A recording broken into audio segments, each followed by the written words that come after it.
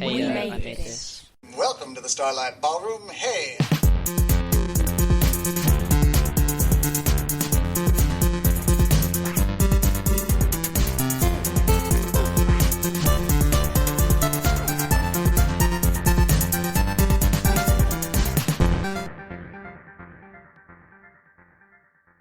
Hello and welcome to Shipwrecked and Comatose, the podcast about Red Dwarf, right here on the We Made This podcast network.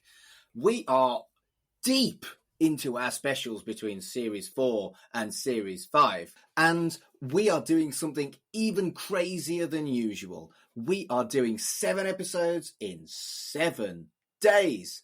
Which lunatics are joining me in this journey? First up, hello Carl. Hello! How are you doing there, everyone? And also, hello, Colin. All right. So what we've decided we're going to do is rather than do one episode covering the Smegazines, we're going to do the first 7 issues, one by one, episode by episode, day by day, for an entire fucking week. It will either be brilliant or shite. I like how we're phrasing it as, we've gone crazy. Do you know what we're going to do? We're going to do some reading. No, it's more the daily podcast thing than reading thing.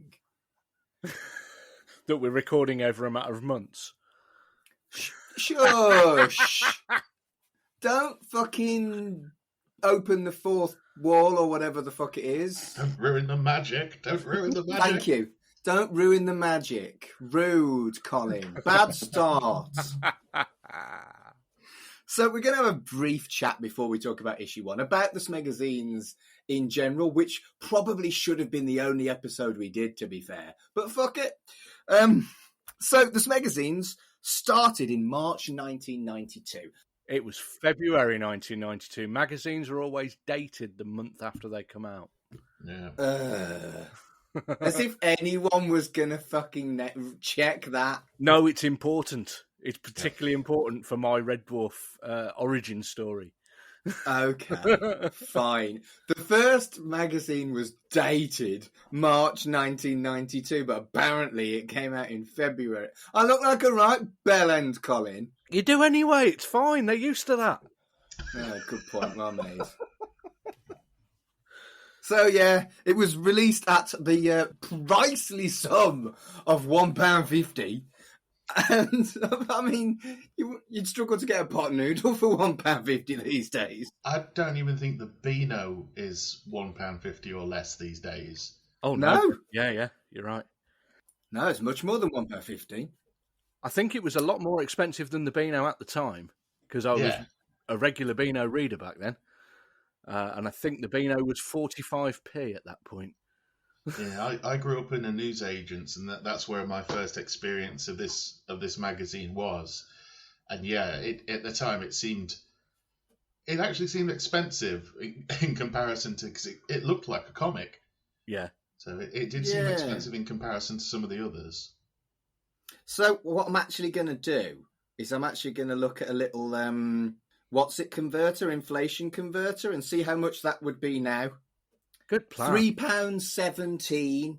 Bloody hell. You know what? That's cheaper than some magazines are these days. It's cheaper than all fucking magazines are. That bargain. I don't know with this one, for what you're getting, I don't know if I'd pay £3 plus. As a 10-year-old, I was pretty happy with it. Yeah. So let's talk about our background with the Smegazine. Did you read this as a kid then, Colin? I did. I bought it from issue 1, which completely destroys what I thought my start with Red Dwarf was. You mean the start that you've already documented in your first episode? Exactly. I was convinced that the first episode of Red Dwarf I ever watched was Back to Reality at the end of Series 5. But then, I distinctly remember buying issue 1 of this magazine. It's like one of those JFK moments. I remember the exact place I was when I bought it. There's a post office in New Hedges near Tenby in Pembrokeshire, near where my nan lives. The post office is owned by my step-granddad's brother. And I was in there it was February half term 1992, a month after my 10th birthday. And I was already massively into Red Dwarf because I was desperate to get this magazine. Mate, wibbly wobbly, timey wimey, what have we done? So what that means is that as Series 5 didn't start until 2 or 3 weeks after this issue was released, I must have seen Series 4 before. So I don't actually know what my first episode of Red Dwarf was, but it would have been one of the Season 4 episodes, not Season 5, as I'd always thought. And it has blown my fucking mind. So, Carl, you lived with your parents who owned a newsagent. Did you get to have a free read of this magazine? Oh yeah, my dad would occasionally sort of see things on the publications he could order in, and if he saw something that he thought I'd like, he would bring it in. And I distinctly remember him handing this to me, going, "Here you are, there's a magazine about Red Dwarf," because he knew how much I liked Red Dwarf. But I only got in on the start of volume 2, because there's 2 volumes of this magazine. Yeah. So a lot of these ones that we're going to be reviewing to start off with, I never read. I'd stopped by that point, so we've got a nice balance there. But I remember, because volume 2 is gearing up to go into series 6. And so I'm the same as you, Colin, is that I started in series 4. So it was quite interesting sort of reading about what was going to be happening in series 6, because obviously no internet then or anything like that, so we didn't have anything going on unless Craig Charles turned up on Pebble Mill or Wogan for 5 minutes to talk about the new series. Mate, those deep cultural references, Pebble fucking Mill, damn. Well, he used to be on Wogan a lot, Craig Charles. He used to do his poetry. Yeah. So I never read the fucking magazine. Not a single issue. So this is my first encounter with them, which is bizarre. I was obsessed enough to buy the shit single of Tongue Tied, but I didn't buy an issue of this magazine. What was wrong with me as a child? I genuinely don't get it. Why would I buy that single, be that dedicated a fan, but not buy the magazine? I was buying Doctor Who magazine around this time. I think it probably depends on whether your local newsagent had picked it up. Because I had to get it ordered in after the first issue for my local newsagent to get it. And he stopped getting it after the end of volume 1. So I never got any more. Yeah, that used to be, I mean, this is going to make us all sound dated, but that used to be a pretty big thing, is ordering in stuff just for customers, like, oh, I want, PC Gamer or something technical, or a fishing magazine or anything. And we'd all, when growing up in the shop, we'd order in just one for that person. Yeah. Rather than put it on sale, because 9 times out of 10, it'd be something that we just wouldn't sell. And I think that'd be the case with the Red Dwarf magazine, is get one for me, and then nobody else that we could think of would probably have bought it. Yeah. So for me, that culture, it was only for part works. So, for example, as a kid, I collected Real Life Crimes, which was a fortnightly fucking... Stop laughing! Just the way you said you collected, you've got a list of crimes that you'd gone around the country committing and you were collecting them. No, the publication was Real Life Crimes. Okay. One of those ones that's released for like 10p with a free gift. And then the second issue, you get the binder. And then the third issue, you get another free gift. Yeah. And then after that, they don't stock it anymore. What were the gifts with Real Life Crimes? Was it like a crowbar? No, there was a fucking dagger, a candlestick, a revolver. No, it's a binder, you fucking idiot. What do you think it was? I think I remember that one. Did it have like a black cover on it, and then it was always like a square picture of whoever the issue was about in the middle? Yeah. Yeah, I remember that one. My granddad used to collect those. So why the fuck did I collect Real Life fucking Crimes? But I didn't. Why didn't I get this magazine? I was an odd child and I'm an odd grown-up, but this is flummoxed me. I was going to quote you then on what you called Colin and tongue-tied episode, which is "You're an odd soul." I think we all are in our own ways. Yeah, very much so. Would we really be doing this if we weren't? Podcasters, they're all fucking weirdos. Well, that's why I get on with them, I think. Yeah. So Fleetway, the company that produced this, are long gone. And I think they're owned by Rebellion, or they were sucked in by Rebellion, who owned 2000 AD. But we'll talk about that a little bit later, because there's loads of 2000 AD in this as well. Yes. Yeah, it made me wonder while I was reading, it's like, are they owned by 2000 AD? And the artwork for the cartoon, I thought, was very 2000 AD-y as well. Well, before we talk about the magazine that we're looking at today, issue 1, is there anything else that either of you wanted to talk about in general before we get into the dive into issue 1? I remember some of the free gifts you used to get with this magazine. I know that at one point you did get a little model of Starbug, I think. Oh, fuck. Cool. That was after I'd stopped. I'd have loved that. And there was a key ring which I had for donkey's years afterwards, because I used to collect key rings as a kid, and it was just one of those little plastic key rings, and in it said my other spaceship's the Red Dwarf. Nice. And there was I think it was issue 3. It may have been. There was a Smeghead badge. Might have been issue 2 actually. But these are the kind of tat that you got on the front cover of kids' magazines at the time. Yeah. Surely the Red Dwarf Smegazine wasn't really aimed at kids? Well, it said not for sale to Smegheads. It didn't say anything about age. However, there was a later issue that I think we might come to later in the week where it did get questioned whether I should be buying it as a 10-year-old. Right.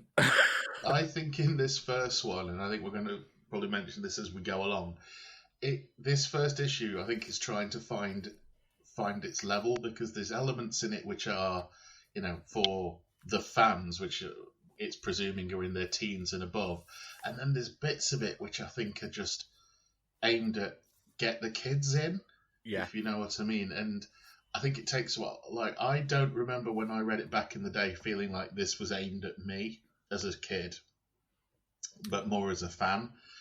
But these first early ones, I don't think it knows exactly what it is. Yeah. I think we're into the quintessential problem with Red Dwarf that we have touched on in the past. We were all kids like 10, 12, watching something that we felt was a little bit older for us, but we still loved. And that has carried on. There are now younger fans that Kurt and I encountered at the Hollycop convention online. But how edgy can it be if they know that kids are going to be involved in this? Yeah. So, Smeghead, I wouldn't say Smeg in front of my mother as a kid. So, that was a naughty for me. I was watching something where they said Smeg all the time. And I can't remember if I've told this story before, but I used to swap videos with my maths teacher. And we started saying Smeg in maths. And he had to take us to one side and tell us it was inappropriate to use the word Smeg in mathematics. I can't remember if I've told that story before. If I have, I'm sorry. I believe you have, but it's worth telling again. There might be something you didn't listen to that episode. It's just like, it does kind of balance kind of precariously on the for adults, for kids thing. And the magazine was always going to struggle with that because the show did. Yeah. Yeah, I mean, in this issue, you'll see that there is obviously gratuitous use of the word Smeg and Smeghead, but there's also Goit and things like that in there. And I mean, it was clever how they got around it, especially in terms of the censors. It's sort of like, well, it's not a swear word. Look, there's even a range of kitchenware named Smeg that, so it can't be that bad of a word. I think it's not dissimilar to how for years British people got away with saying bollocks and wanker in public in America. Parents didn't really know that Smeg was a swear word. Is it a swear word? No, it's a medical term. I believe there is, and this might be an urban myth because I can't remember if I've seen it or not, but there is an early episode of The Simpsons where somebody says wanker. But that could be just a thing that went round our school. There's definitely an episode of Mork and Mindy where somebody says wanker because a character's last name is Wanker. Only you would know about fucking Mork and Mindy, Carl. Do you watch any modern television? Yeah, sort of. But I think that came up on like some sort of obscure TV moments countdown in the sort of clips of that they wouldn't be allowed to show there. And there was just this whole thing about Mr. Wanker is going to try and shut down the shop or something like that. And I just remember it purely because somebody says, "We will not bow down to Mr. Wanker." Oh, so childish, but that's Brilliant. what we're here for. This is another fucking tangent, but bollocks, we can do that. It's our podcast. Have either of you seen The Last Airbender? No. This is a film where surely they must have had someone who was British or knew a British person or had a British partner or anything that was involved with this film. Isn't Dev Patel in it? But he's British. Right, well, okay. If he's British, then he should have fucking known. Yeah. They literally call each other benders all the time. It's like, he's the best bender. He's the king of the airbenders. Look at this amazing bender. But didn't Wimpy used to have, like, wasn't there sausage called the Big Bender? Yes, it was. Which obviously was fucking hilarious in the 90s when we were less enlightened. I've just come up with a new name for my penis. And that's a daily occurrence. It was Ralph yesterday. And for the one first person listening that got that was a Judy fucking Bloom gag, go home and think about what you've done. I just like to think there's a whiteboard in your house somewhere that says Monday, Ralph. Tuesday, the Big Bender. There is now.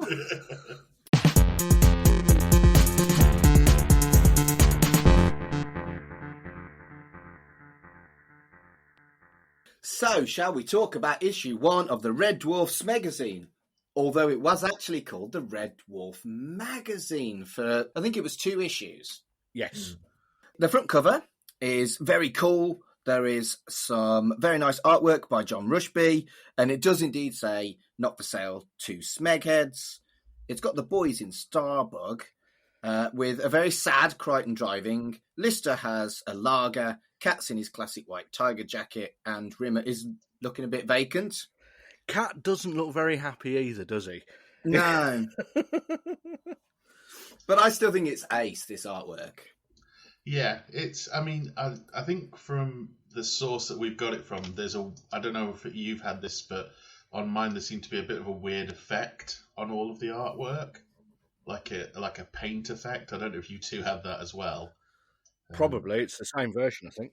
Yeah, it's poor. It's not as good a quality as we'd have liked, and yeah. I'm sure that some people listening will have the actual physical paper copies. But for those of you that don't, if you look in our show notes, you will be able to find a link to the issue that we are looking at, and we'll be doing that for all the issues that we do. Yeah, they're all up on archive.org, so semi-legally public domain type stuff. So what you actually mean is no one fucking cares. It's still illegal. Fleetway aren't going to go after you, are they? They don't exist anymore. Good point, well made. If you probably went to 2000 AD and said, this is online, they'll go, we did put that out, didn't we?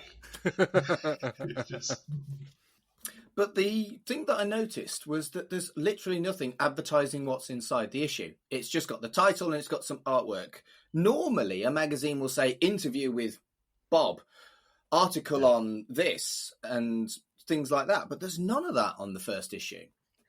There isn't, no. I think the novelty of it coming out, I think they may have thought is enough for people to pick it up. Yeah.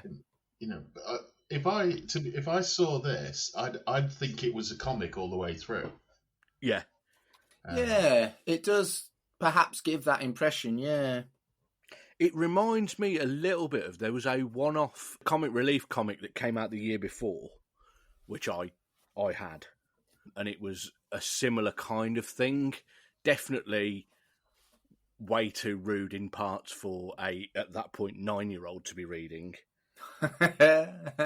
Although it did have, as well as Lenny Henry and Judge Dredd, it had Batman and the Teenage Mutant Ninja Turtles on the front.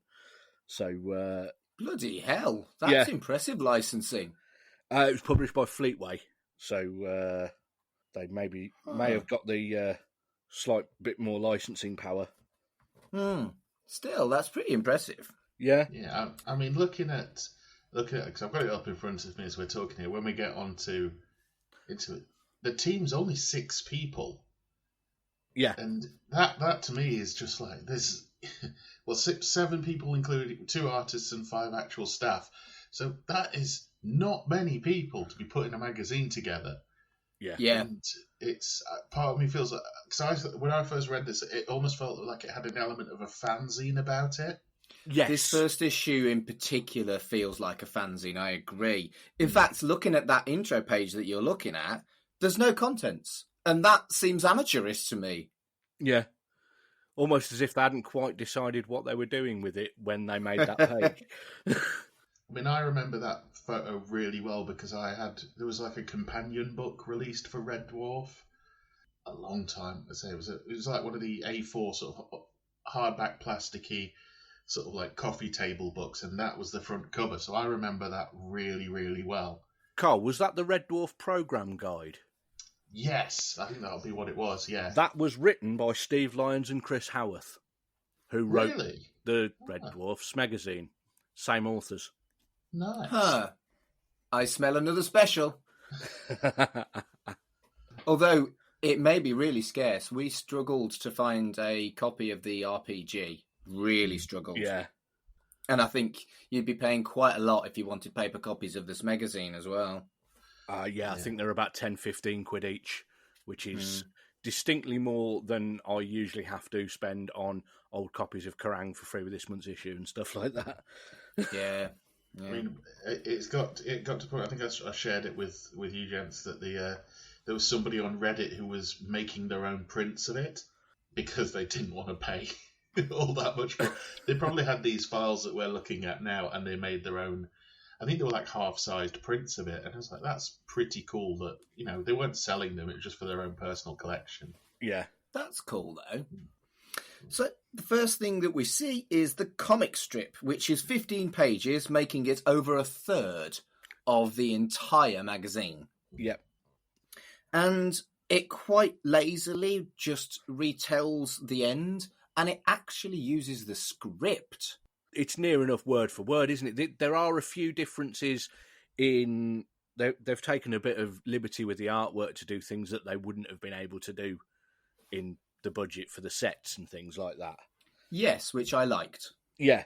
So they've been able to, visually make it a little bit more imaginative than the BBC would have allowed them to do in the first series. Red Dwarf has botanical gardens. Yes. The main thing that stood out to me during this was, like I just said, the scutters. They almost look evil because they've got big silver bodies now with red glowy bits at the front. Yeah. Rather than the vac formed green and blue plastic that we are used to. But I agree that when I first opened this, because I'd read volume 2 first, which has original stories in it. Yeah.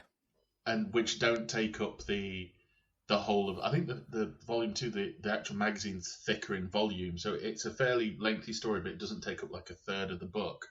Yeah. But when I saw that this was the end, I was almost a bit like, oh, right. Because anybody who's into Red Dwarf would already know what the end is. No, because at the point that this was released, it wasn't out on video yet.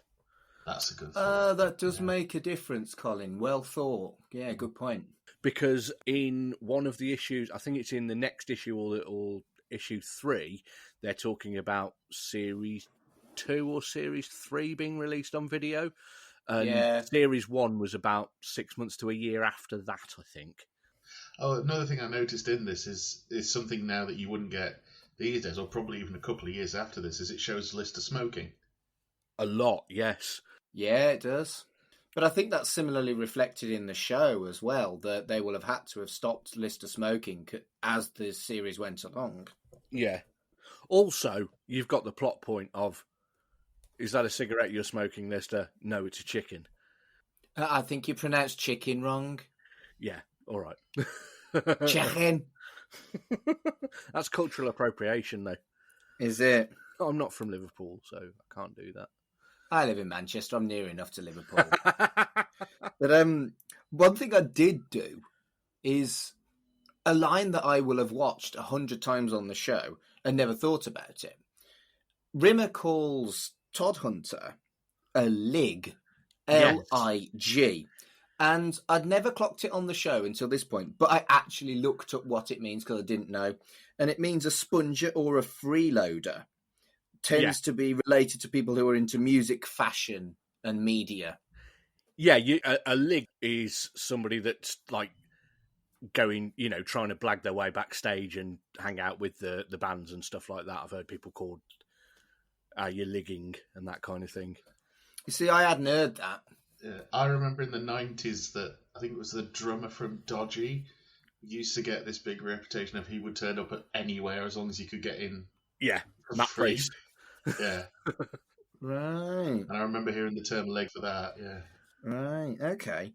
And the other thing that I thought was worth pointing out was, as well as the botanical gardens, they went into like a thought bubble imagination of what Lister's farm would look like on Fiji. I thought that was lovely. And Grey Rimmer as a hologram, which was also really interesting. Yes, because I think they originally wanted him to be black and white, but obviously couldn't do that with the budget. They wanted that to show the holograms. So, yeah, they were able to do that in the comic. But I'm surprised it's not something that they tried when maybe they did and they just didn't go ahead with it, when they did the remaster. Yeah.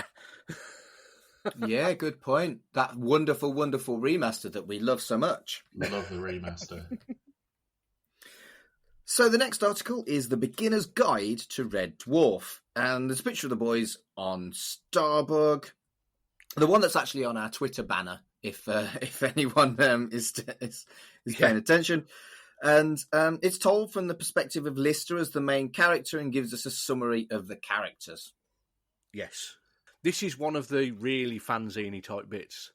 Because this bit sounds a little bit like what I would have written for your homework while you're 10, you've got to write something about, one of the things you're interested in. It's a bit like that, writing who all the characters are and, rehashing various bits of Alone in a Godless Universe and Out of Shake and Vac and various other quotes from the series.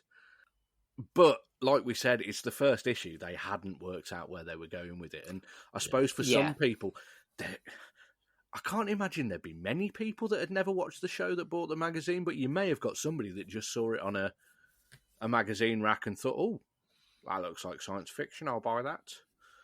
It does seem redundant, I agree. Yeah. Yeah, it kind of makes me think that initially they may have wanted it to just be a comic. Yeah. Or something like that. And this is just because this and what's coming next, which is the Red Dwarf interview. I remember when I first got to college, we had to make a magazine article as one of our projects, and mine looked better than what this does. And that was in 1998. So it's interesting that it's filler, or it is what it says it is. It's a beginner's guide, but would there be that many beginners picking it up? Yeah, I don't think so. And the next article is a Chris Barry interview, which, is a big deal for the first issue. I think that's worth noting, that, they've got arguably the main character, the actor, for quite an in-depth interview. And it goes into his background about Spitting Image and how he actually left Spitting Image for Red Dwarf, which I didn't know. Yeah, it's also one of the things I quite liked about that interview, looking back on it, is there's one of the questions that, this was in 1992 when it had been going for 5 years, where it says, did you have any idea when you started that Red Dwarf would run for this long? And nearly 30 years later, he's still doing it. So that's nice. Yeah. I do enjoy we've got hindsight on this element of reading something as old as a magazine from 1992. It is really enjoyable doing that. It shows that it's nice and official.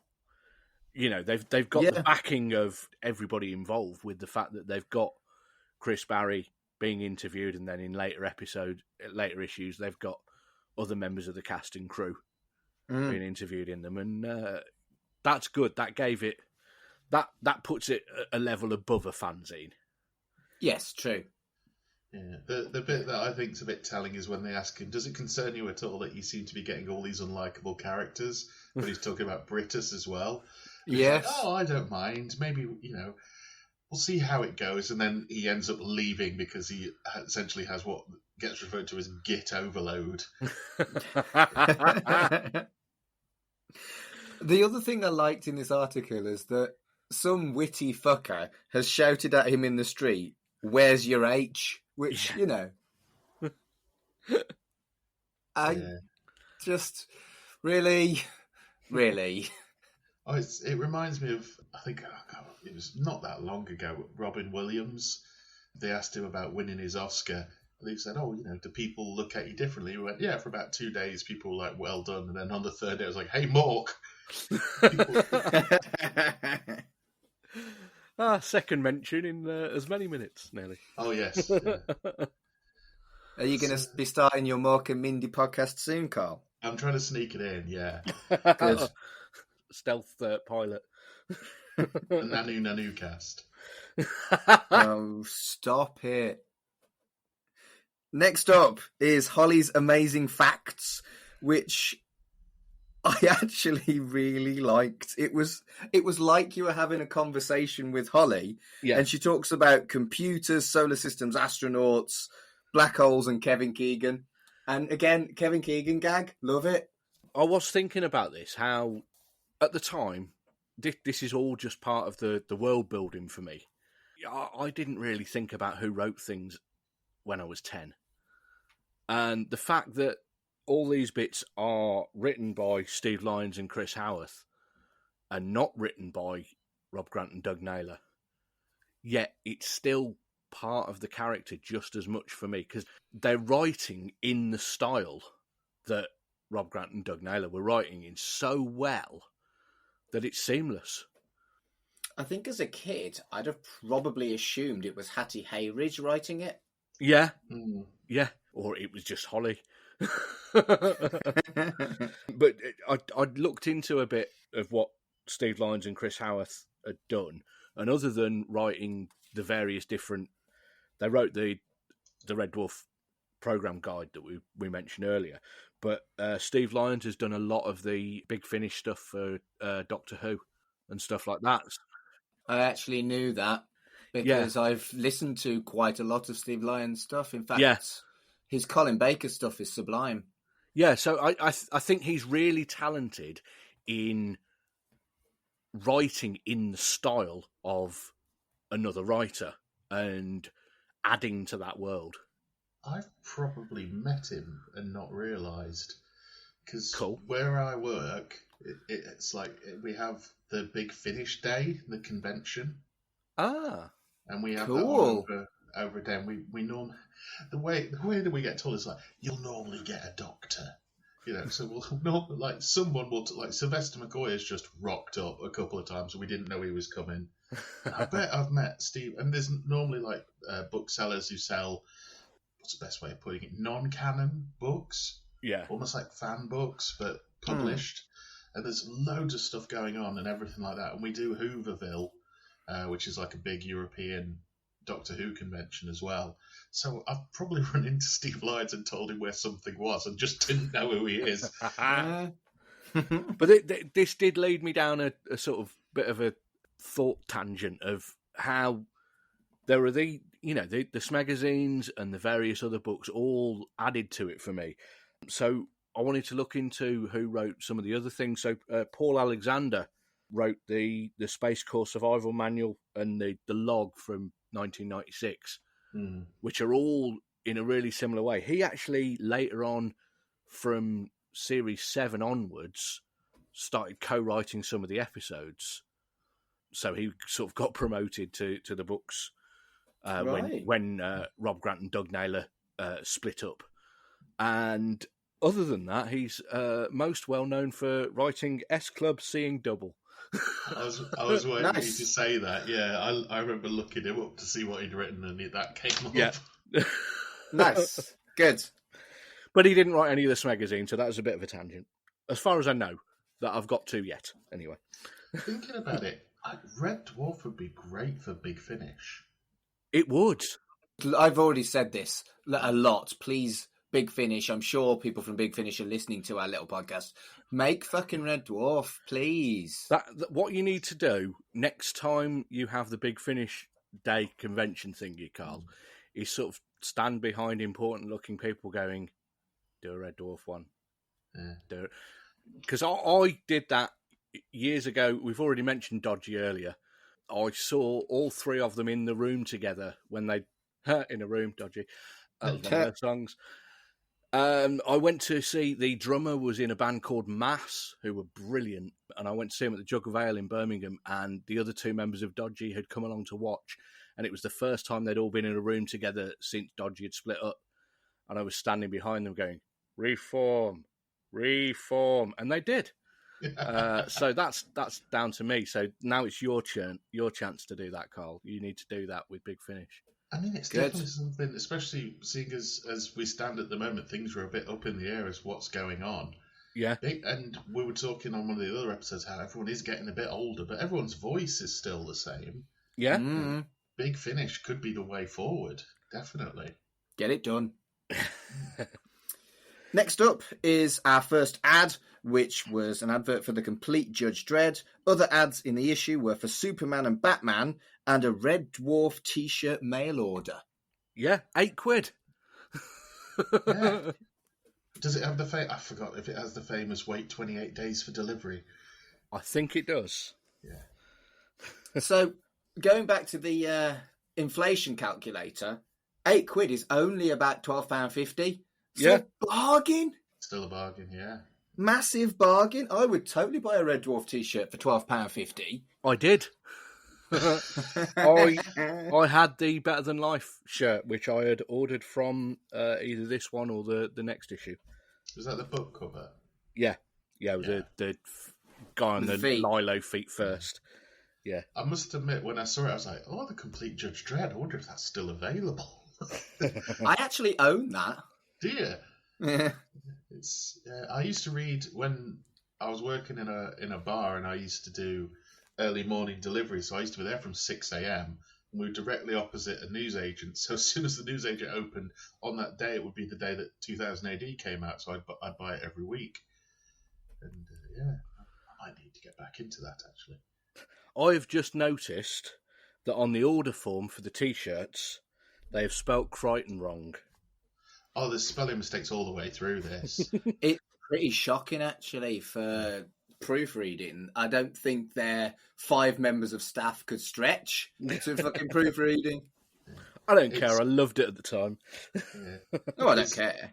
There's one bit, I think it might be in the second issue with Robert Llewellyn, where he gets asked about the fans, and it's written as, the tans are amazing. Yes. Spell check won't pick that up.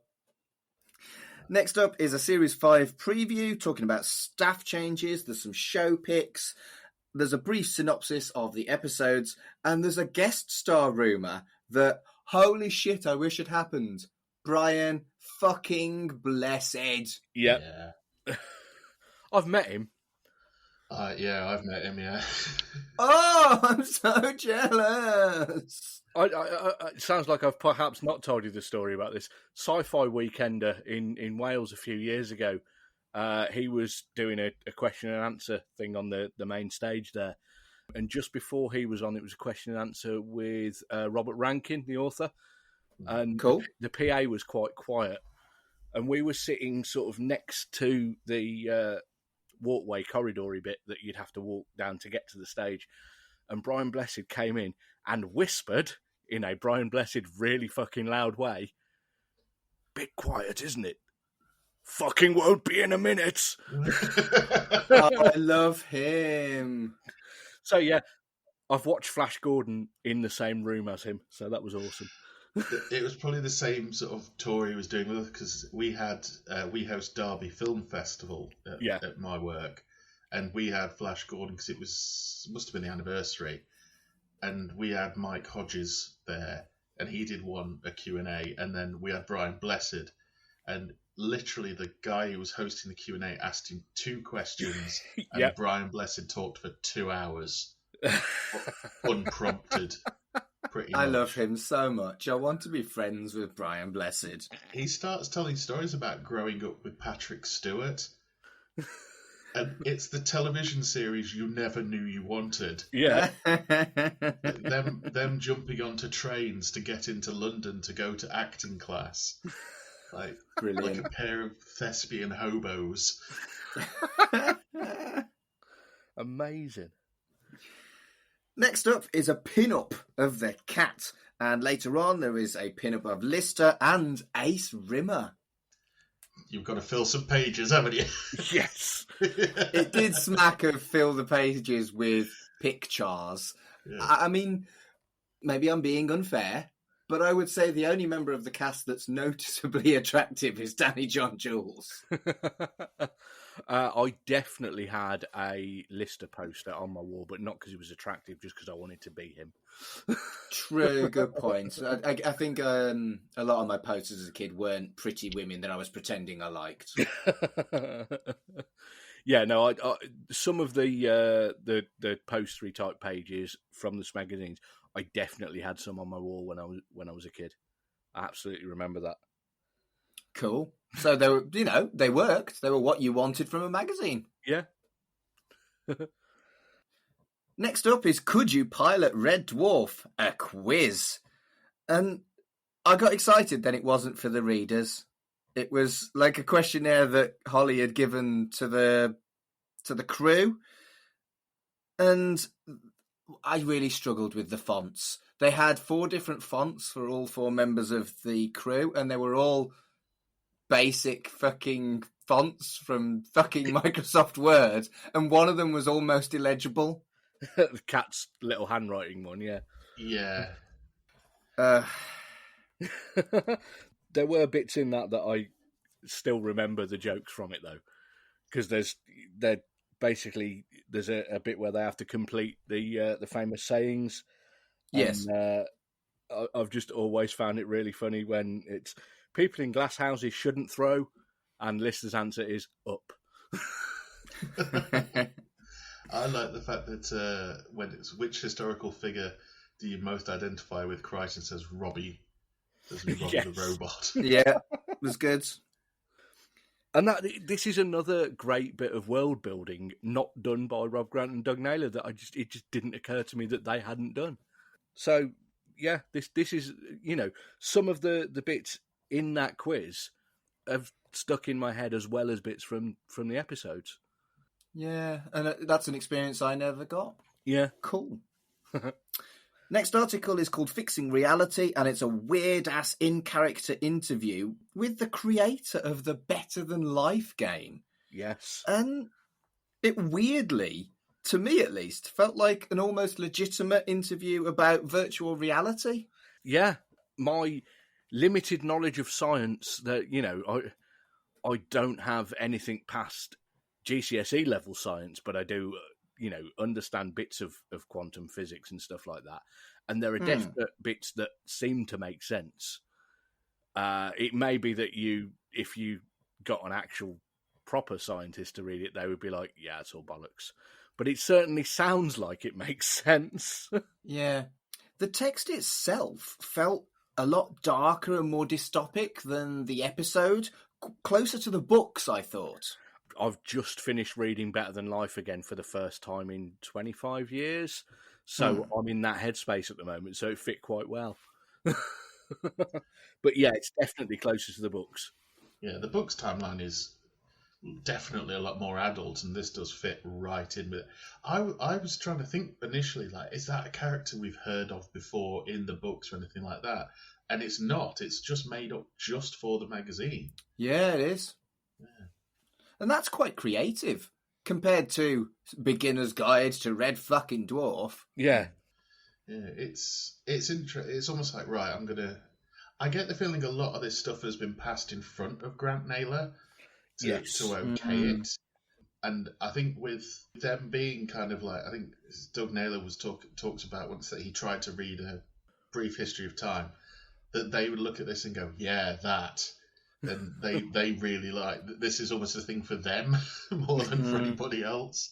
But I mean, this character does come back. He comes back in the next issue. Yeah. But I remember when he gets to volume 2, I do not remember this popping up, so I think it might get dropped quite rapidly. Yeah, I don't think it's after the first 2 issues. I think it's only the first 2. But yeah. I still quite liked it because, yeah. Well, there's one way to find out, and that's be dumb and do 7 fucking episodes in 7 fucking days. Next up is a caption competition, and bearing in mind that this is before Quarantine aired, it's a picture of Rimmer in a dress with Mr. Flibble, and I think that's pretty cool, actually. Yes. There's no photos, though. I'd completely forgotten that, we wouldn't have seen that yet at that point. The next page is the Red Dwarf Fun page, which is basically a collection of dumbass-themed satirical puzzles, which includes a fish crossword from the cat and why lying can be fun by Crichton. I fucking loved this. Yes.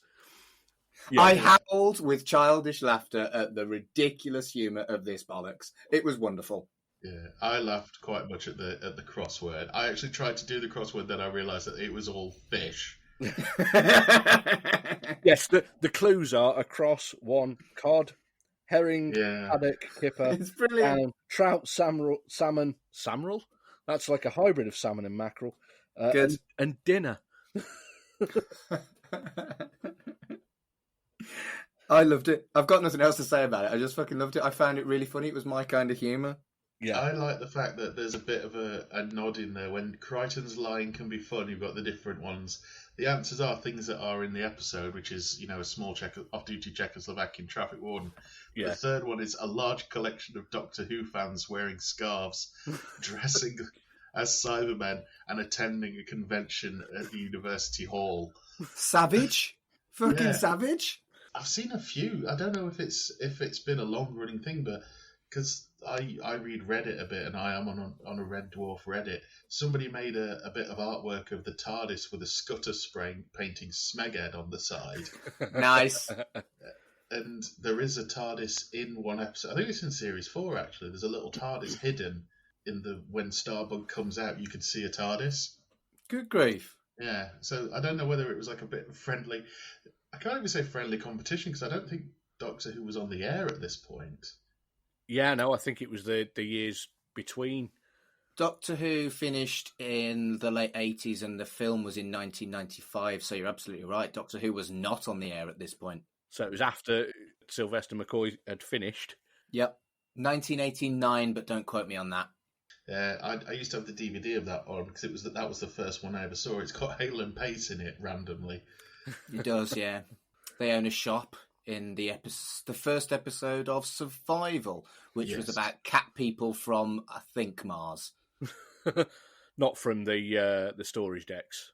It was basically an episode of furries chasing Ace. Fair enough. Moving on. The next article is a studio report, which was quite dry, as it was kind of like newspaper-style columns with no pictures. But in my notes, I've just put, I'd have loved to have been this reporter. Yeah. Yeah. I thought it was really, really interesting. And it had got a couple of cool bits of behind the scenes telling you how, like the way you got everyone rehearsing, but Crichton wasn't able to rehearse with them because he was off putting his face on and everything. So they actually had, there was just another person there. It was actually a woman was doing Robert Llewellyn's lines. And I thought that was quite interesting how it, I hadn't really thought that maybe they'd be rehearsing their lines right up until just before they go and film it. But that makes sense because that'd be a good time where everybody's around to do it. It's definitely another strong article, yes. Yeah. Yeah, there's a bit where they sort of go, we managed to speak to Rob Grant for 30 seconds before he's whisked off for an urgent meeting with Juliet May. Now, knowing what we know about how well Juliet May adjusted to directing Red Dwarf, that could just be something that that reporter was not privy to at the time, but you could see hints of it knocking around. Next up is the Test Your Red Dwarf Knowledge quiz. And gentlemen, it is time for us to compare our scores. There was a pretty tough section and a complete and total bastard section. So how many did you both get on the pretty tough? Be honest. Pretty tough. I got pretty much all of them. I got 9 out of 10. I was quite pleased with myself. I felt quite... my smug mode was engaged. Which one didn't you get? Can't remember. I did the same. I got 9 out of 10. And how about complete and total bastard? I think I got 5 of these, which annoyed me because I would have got all of them, 25 years ago. I only got 3 out of 10. I think I got about 3 or 4, yeah. The amount of time I used to read this exact magazine over and over again and memorise this kind of thing is a bit unfair on you two. Yeah. So that's it. The next issue, we'll get a Robert Llewellyn interview, another comic strip, readers' letters, Rimmer's diaries, and another next issue advert.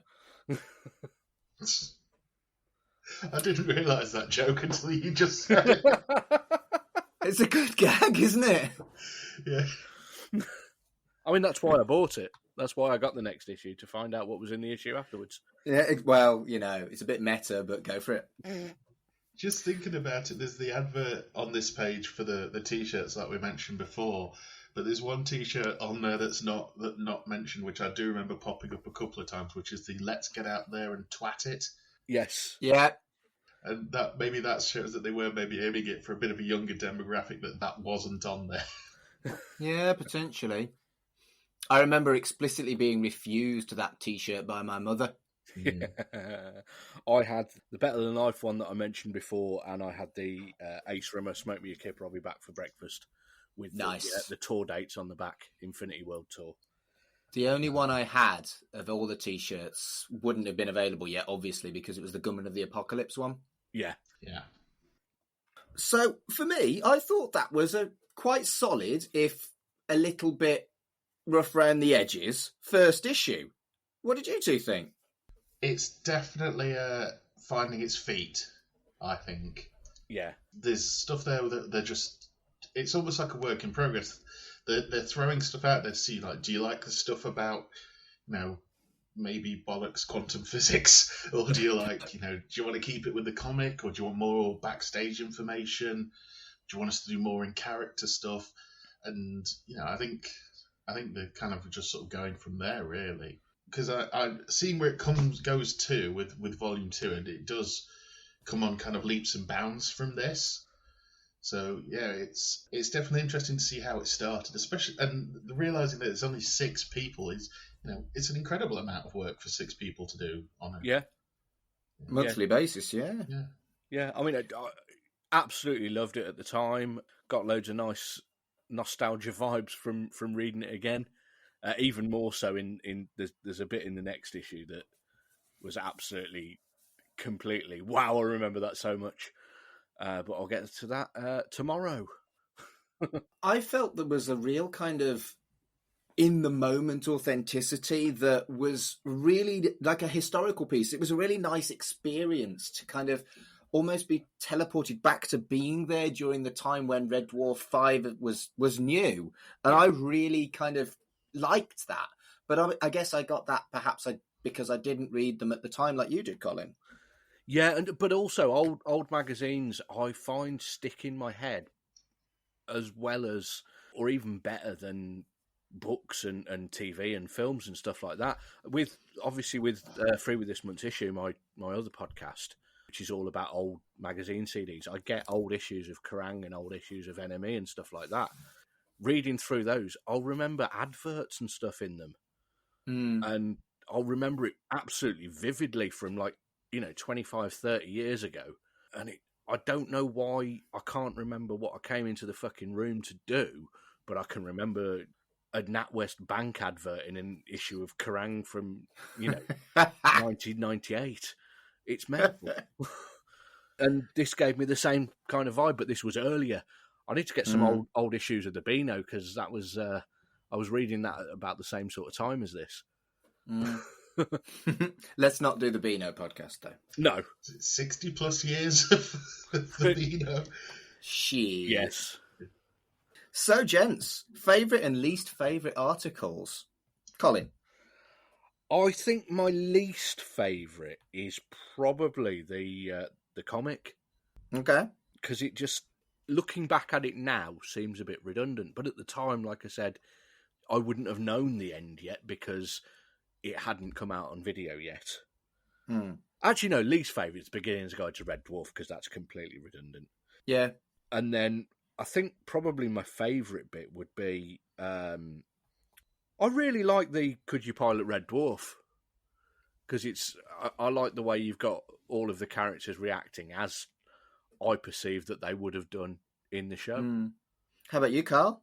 I agree with the Beginner's Guide being sort of my least favourite bit, but I don't know if part of that is because I know it already. If I've been picking it up for the first time, and maybe because as we've spoken about before, there's a lot of backstory in Red Dwarf. Yeah. They have managed to get it into essentially half a page. But for me, that was probably my least favourite bit. My favourite bit, I do enjoy the comic, to be fair, even though it's something that I know inside and out now. But my favourite bit for me is the Chris Barry interview. Just sort of him chatting about... I always like to hear about him talking about other stuff he did as well. Especially the earlier stuff, like the Jasper Carrot stuff he did, because I'm a big fan of Jasper Carrot. And the spitting image stuff was interesting as well in there, definitely. Yeah, I always think that out of all of them, because they'll all get tarred with the brush of, it's the guy from Red Dwarf. I think Chris Barry, it's almost the most unfair to do to, because he did so much stuff. And then when he kind of hit that Red Dwarf line, it became he didn't really have as much time for it. Yeah. And he ended up doing sort of Dwarf and Britus. And then after that, it kind of, I don't want to say didn't recover, but, then he went into stuff like A Prince Among Men, which is terrible.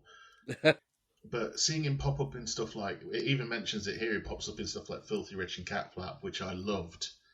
I didn't watch it until years after it was broadcast, but him popping up in that, he popped up in Blackadder, which I thought was, I sort of cheered when I saw him pop in that. Yeah, it's the Scarlet Pimpernel episode, and he pops up as a prison guard. He has one of the best lines in it. Yeah. But that's my favourite bit for me, the sort of the Chris Barry. I've even watched his stuff about, massive engines, and I don't give a toss about engines. but he makes it interesting. No matter what size they are. Yeah. I'll tell you what, just quickly, I was so happy when he got the role in Tomb Raider. Because I was like, the Americans are going to see Chris Barry, and they're going to want Chris Barry to do stuff. And didn't happen. No, but apparently I didn't see the sequel, but apparently he does get a scene where he gets to kick a bit of arse, which is like, he must have loved that after playing like Rimmer and Britus for 15 odd years. True. So for me, the least favourite, it is 3 for 3 on the introduction to Red Dwarf. But my favourite by a long way was the Red Dwarf fun page. I howled. I also really enjoyed Holly's amazing facts. And I couldn't like the Could You Pilot Red Dwarf quiz because the fonts were so fucking irritating.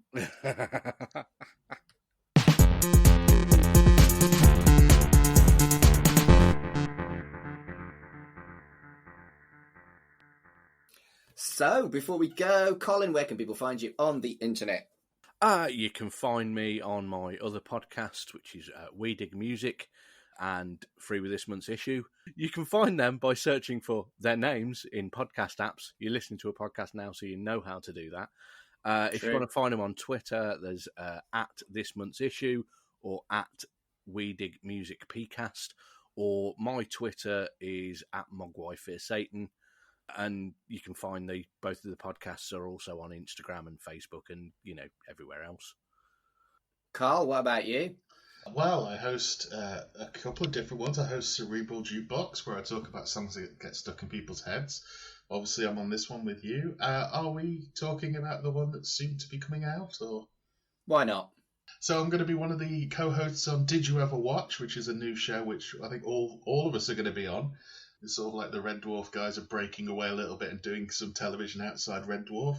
And I'm really, really looking forward to that one. We're going to talk about some of our favourite series that may have been forgotten about over the years. But you can find all my stuff at allmylinks.com/Mr. Carl. So for me, I have quite a lot of podcasts. I'm also going to be doing Did You Ever Watch? But you can also find me on Life's Milestones, which is linked to my job as a humanist celebrant, at Life's Milestones on Twitter. I'm also on Right in the Childhood, which is a podcast where two nearly millennials kind of sort of basically rose-tinted glasses and not rose-tinted glasses look at each other's kids' telly from yesteryear, at RITC Pod on Twitter. And I also do a podcast outside of the We Made This podcast network called Ink Stories, which is a podcast about the stories behind people's tattoos, at Ink Stories Pod on Twitter and Instagram. So thank you for joining us for this first of 7 in a week episodes of Shipwrecked and Comatose. And until tomorrow... Smegazine. It's like a magazine, isn't it?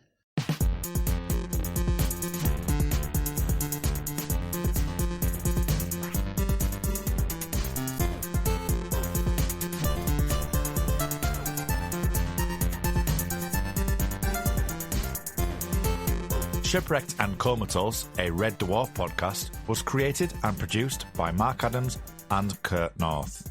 You can find us on Twitter at Red Dwarf Pod, and we are part of the We Made This podcast network, which can be found online at wemadethispod.com or on Twitter at wemadethispod. Hello everyone, this is Tony, Network Chief of We Made This. As you know, our podcast network brings together a brilliant assortment of talent who talk about all kinds of pop culture content, such as the episode you just listened to. We're not going anywhere, but we'd love to keep the lights on for even longer if you're able to support our network on Patreon. For just £2 a month, you get your name in lights and the satisfaction of knowing you're helping us produce more great audio. And for £3 a month, you'll get your name in lights, but you'll also get access to an exclusive bi-monthly podcast from the We Made This talent pool on podcasting, pop culture, and, well, you tell us. We'll take your suggestions. For less than the price of a coffee per month, you can help keep We Made This going. Just head to patreon.com/We Made This. That's patreon.com/We Made This. And get the ball rolling. Elsewhere on We Made This. Real Talk, the We Made This movie show. I watched Rabid Grannies on YouTube for free, and it's got hundreds of thousands of watches. And these are things that they've already made their profit from. So these old films, the Troma just stuck them all up and made some extra money off them, and bravo, because they weren't making money from these extortionate eBay sales, but they made money from the free views on YouTube. So I think that's ace. I think bringing those ludicrous films to a new generation, or indeed an old generation who don't want to pay insane amounts, is nothing but a positive thing. Yeah, exactly. Yeah, I didn't know about that. We dig music. I need to be very careful this month who I slag off. In the 1968 episode, I slagged off Nick Cayman, and he died. Did you fucking kill him? Yes, I killed Nick Cayman. Did you kill him with your thirst? Just imagining him in that advert? Your weird, thirsty thoughts just finally did for him. You do realise, Tracy, I've just recorded your confession and I will be sending it to the authorities. Yeah, try not to kill anyone, Tracy. I'll Fuck's try. sake. The Time Is Now, a Millennium podcast. But my whole world fell apart. And all they could do, the whole universe, was to silently move on. A quote from author and poet Khadija Rupa. There's one thing about trauma that's especially cruel. It's not the physical and psychological scars you'll have to carry with you your entire life. And it's not the friendships or relationships that may end because of the emotional ramifications as a result of it. It's that life goes on. Check out all of these shows and more on the We Made This podcast network.